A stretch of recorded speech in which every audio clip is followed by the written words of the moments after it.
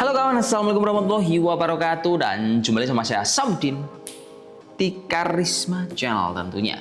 Nah, oke bos semuanya, hari ini kita mau bahas sebuah laptop terbaru punya Infinix yang punya kelebihan layarnya jumbo, dapur baju pakai AMD, jadi efek sampingnya pas kita pakai buat ngolah data ini akan jauh lebih nyaman. Termasuk buat teman-teman nih yang suka main game, pakai laptop ini dia juga nyaman belum?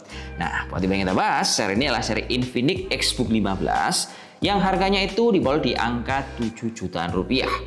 Nah, dari sini buat teman-teman yang pengen ngejar spek lebih tinggi, varian ini ada tipe Ryzen 7 yang harganya dibanderol di angka 8 jutaan rupiah.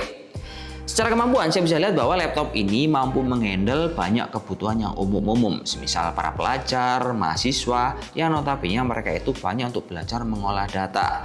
Entah itu pakai Excel, Word, PPT, atau teman-teman ingin belajar AI, laptop ini juga mumpuni bro. Karena di bagian dalam alias komponennya, dia itu sudah pakai prosesor AMD Ryzen 5. Ryzen 5-nya seri 5500U yang memiliki kecepatan maksimal hingga di angka 4,0 GHz.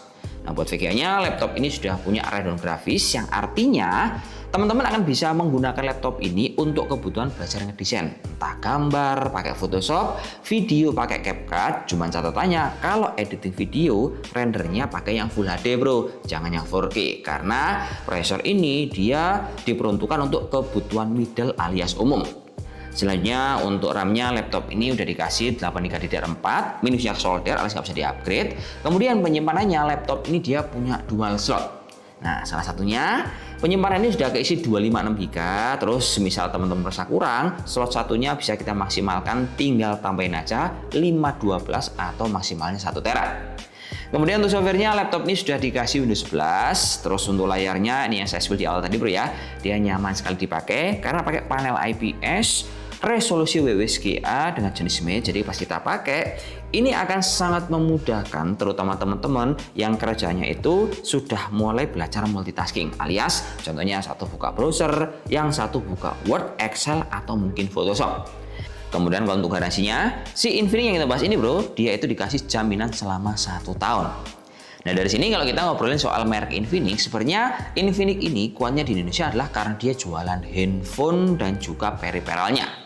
Lambat laun dia mengembangkan bisnisnya masuk ke dunia perlaptopan. Tapi setelah saya pegang dan beberapa kali nge-review produk kayak punyanya Infinix ini, menurut saya laptop ini mampu untuk berkompetensi di dunia perlaptopan. Entah musuhnya para brand lokal ataupun brand internasional. Karena pada dasarnya trik marketingnya adalah mereka ini selalu menawarkan harga kompetitif alias terjangkau. Terus kelebihannya dia menawarkan spek tinggi termasuk desain mewah seperti ini. Jadi buat teman-teman yang punya budget 7 juta, boleh banget Infinix Xbook 15 dijadikan salah satu bisnis kalian pas ingin kebutuhan belanja bro.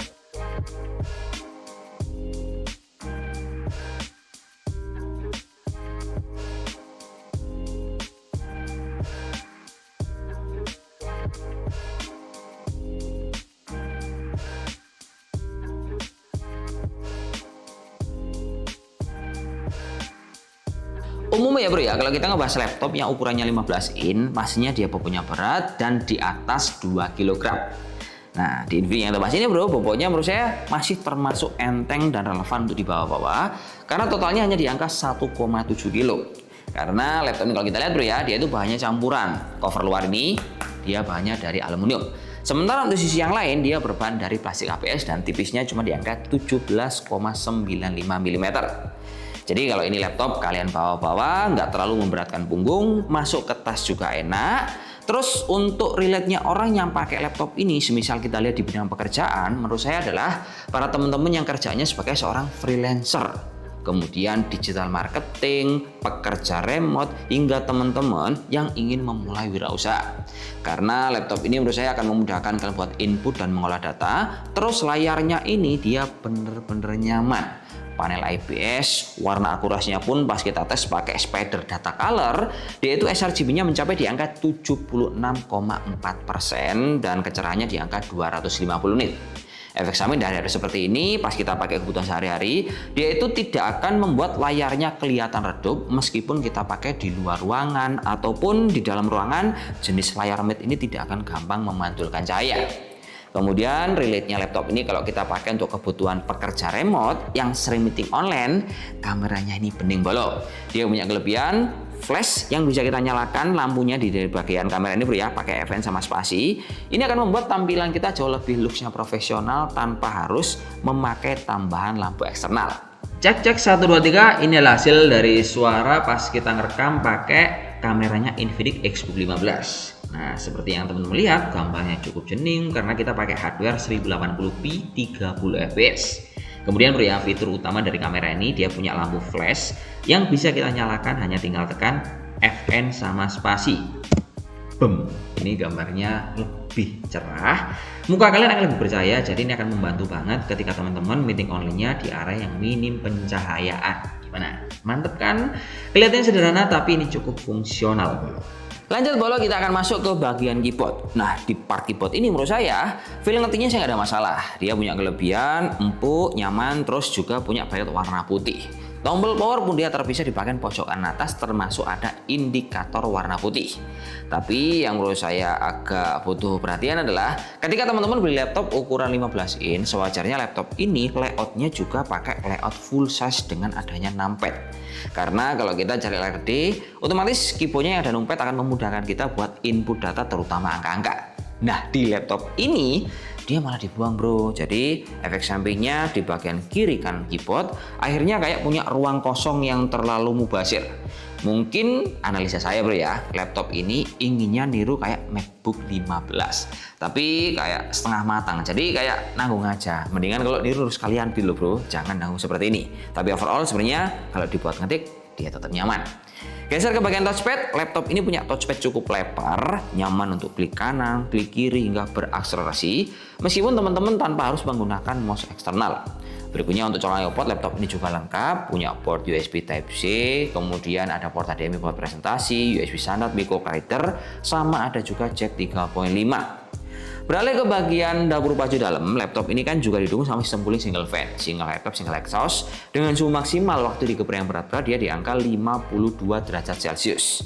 Kemudian laptop ini dari kondisi baterainya yang sebenarnya bisa kalian lihat, dia kan dikasih hardware baterai yang cukup gede, ukuran 50 Wh, dan nyatanya memang laptop ini punya kemampuan baterai cukup awet. Karena pas kita tes pakai PC Mark dan dipancer digunakan untuk office yang terus-menerus, laptop ini mau bertahan di angka 7 jam 48 menit dengan dukungan untuk chargernya dia pakai Type-C, dayanya di angka 45 watt. Kemudian untuk feel penggunanya menurut saya nyaman, laptop ini dia itu punya audio yang cukup nendang. Karena audio ini dia pakai DTS, jadi kalau teman-teman lagi gabut, pengen dengerin musik dari Spotify ataupun dengerin dari YouTube, suaranya cukup nyaman, bassnya seperti ini bolo.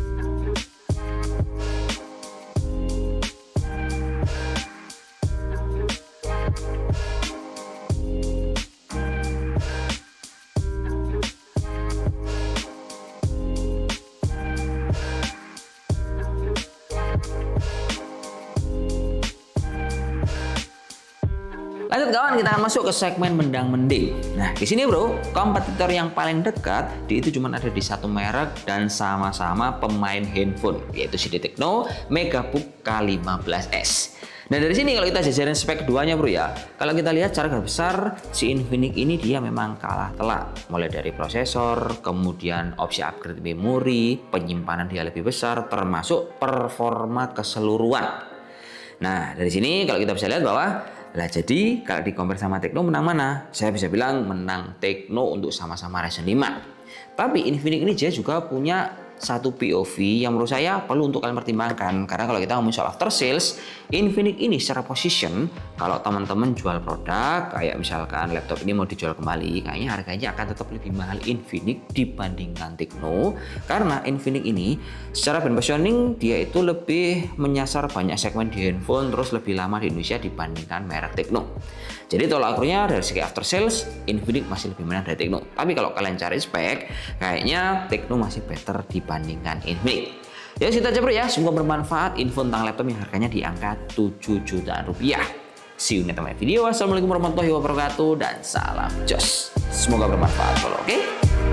Mantap.